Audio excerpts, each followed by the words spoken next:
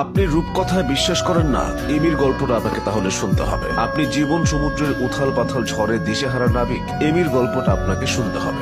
শত চেষ্টার পরও ভাগ্য মুখ তুলে চাইছে না দেখে হাল ছেড়ে দিতে চাইছে। এমির গল্পটা আপনাকে শুনতেই হবে।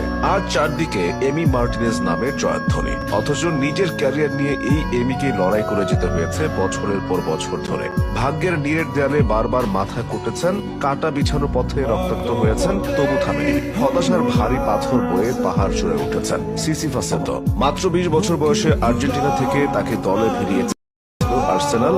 ইংলিশ প্রিমিয়ার লিগের সেরা ক্লাবগুলোর একটিতে যোগ দিয়ে রোমাঞ্চিত ছিলেন, কিন্তু তার স্বপ্নের আয়নায় বাস্তবতার পাথর ছুঁড়ে মেরেছিল আর্সেনালই। দীর্ঘ 8 মৌসুমে এই ক্লাবে থাকলেও আর্সেনাল কখনোই আস্থা রাখতে পারেনি, বরং অক্সফোর্ড, রদারহামের মতো নিচু সারির অখ্যাত ক্লাবে লোনে পাঠিয়ে দিয়েছে। এমি তবু হাল ছাড়েননি। 2017 সালে সামাজিক মাধ্যমে নিজের ছবি পোস্ট করে লিখেছিলেন, মাই টাইম উইল কাম।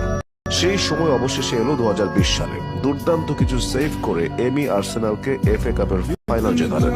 সেই ফাইনালের পর কান্নায় ভেঙে পড়া এমির ছবিটা দেখলে আপনার চোখেও অজান্তে গড়িয়ে পড়বে অশ্রুবিন্দু।